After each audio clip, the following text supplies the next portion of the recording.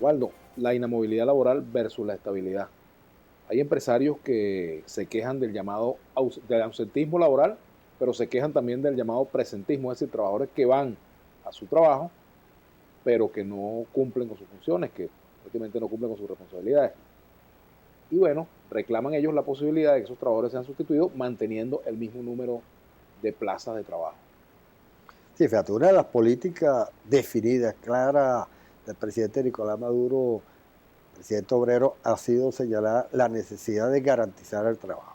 De ahí los diferentes decretos, sobre todo este último de 3 años de inamovilidad para garantizar que aquí nadie sea destituido sin causa justificada. Y es bueno aclararlo. Uno que está ahorita en la mesa de la economía con diferentes sectores, lo hemos venido discutiendo, porque sectores empresariales han señalado el atraso que se tiene en algunos niveles de respuesta, que bueno, lo hemos conversado, pero no solamente con las calificaciones, también para el reclamo, incluso... ¿Por qué, por ejemplo, es más fácil para el patrono público despedir a un trabajador que para el patrono del sector privado? No, pero no solamente para el empresario, sino también para los reclamos de los trabajadores. Y eso era normal, vamos a llamarlo así, en el sentido que hay un cambio en la ley orgánica del trabajo, que la inamovilidad viene mucho antes de ello, porque ellos han señalado que había que modificar la ley. La inamovilidad nace en el 2002 a raíz precisamente del sabotaje petrolero que ocasionó, entre otras cosas, cierre de empresas y que se echó a la calle a millones de venezolanos a nombre de esa locura. No ha sido ahorita. Entonces, a partir de esos instantes, el ministerio no tenía la infraestructura, vamos a llamarlo así, con las nuevas responsabilidades que le otorgaba la ley, que se ha venido construyendo y se ha venido dando ya los niveles de respuesta. Entonces, en muchos casos, aquí se estaba acostumbrado, la anterior ley orgánica del trabajo era la única donde tú eras culpable a menos que demostrara la inocencia. Entonces tú eras despedido y después tú tenías que ir a demostrar que tú no habías ocasionado ninguna falta para que te reenganchara. Era al revés, que fue lo que se planteó en el decreto de inamovilidad en la ley, que hay que determinar tu responsabilidad ante el despido por todas las consecuencias desde el punto de vista personales que causa. Eso causó cierto nivel de atraso importante en las diferentes inspectorías, porque un solo inspector se encargaba del registro electoral, se encargaba de los conflictos, se encargaba de los despidos, se encargaba de las discusiones de la contratación colectiva.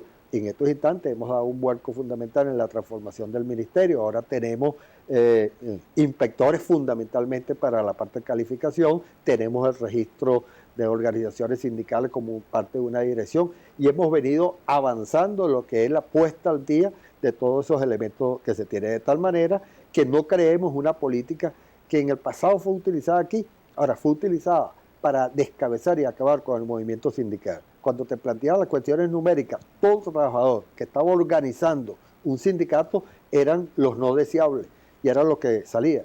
Por eso el movimiento sindical en Venezuela tuvo una característica muy particular, muy fuerte en la administración pública y muy débil en el sector privado, porque ahí quienes casaban eran simplemente despedidos a nombre de la sustitución de un trabajador. ¿Se respeta realmente la inamovilidad laboral en el sector público? Porque he visto denuncias. No, fíjate, como en todos lados hay los niveles de violación, tanto en el sector público como en el sector privado, pero son menores. Nosotros podemos decir que la ley orgánica de trabajo se está cumpliendo en gran parte, en un porcentaje. Por ejemplo, en días recientes. En un porcentaje bien alto.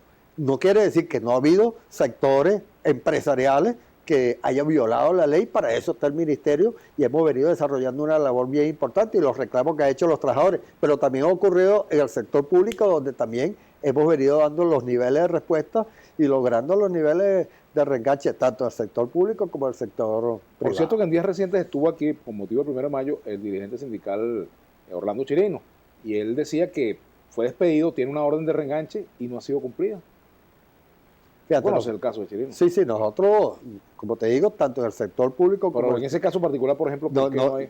No lo he visto como ese caso particular, sino hemos diseñado la política global. ¿Qué es lo que ocurría? En un caso particular, el sector empresarial no respetaba las decisiones del ministerio. La ley orgánica de trabajo no da potestad de ir incluso con inspectores hasta la utilización a lograr el reenganche. para lograr el ¿Por qué no se reenganche. hace lo mismo en el sector público? Y también lo estamos haciendo en el sector Pero público. en ese caso en específico, ¿por qué no lo hacen? Porque no estamos discutiendo de un caso Pero particular. es un caso protuberante. Bueno, puede ser, yo incluso no lo conozco así a detalle, porque creo que ahí la decisión fue de un tribunal, que el tribunal tiene su potestad también para la ejecución. Yo digo cuando es el ministerio, que es el encargado precisamente de hacer cumplir la ley. Cuando se acude de un tribunal, el tribunal es el que tiene que cumplir la parte de ejecución, no lo hace el ministerio, es bueno ahí destacarlo. Ahora, lo que sí te puedo garantizar que en estos instantes, bajo ese lineamiento, orden del presidente Nicolás Maduro, vamos a hacer cumplir la ley, y dentro del cumplimiento de la ley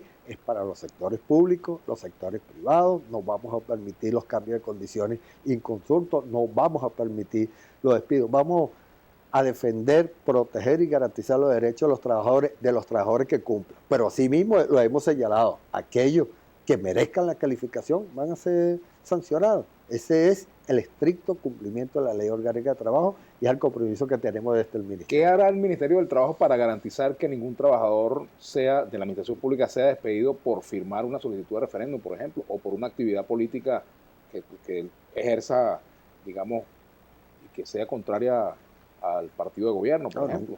Regularmente nunca se ha hecho. Si alguien conoce bien... Por ejemplo, tú garantizas que ahorita el trabajador puede firmar y no va a ser despedido por eso. La parte de la administración pública regularmente tiene un nivel de protección bien amplio, ¿no?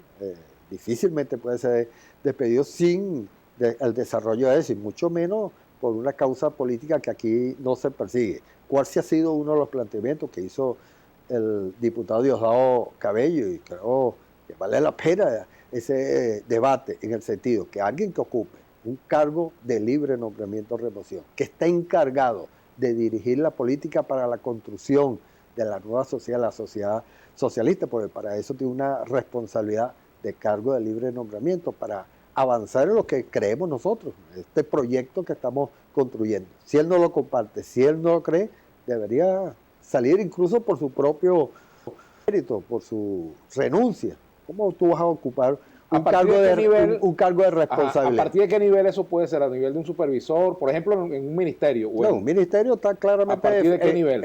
Eso está definido. Son ministros, viceministros, directores generales y directores de línea. Ahí donde está compensado. De ahí hacia abajo cualquiera puede hacer de eso. Con su vida política lo que quiera. Ahí son los cargos llamados 9-9, los cargos de libre nombramiento. No, ellos también pueden hacer lo que ellos quieran.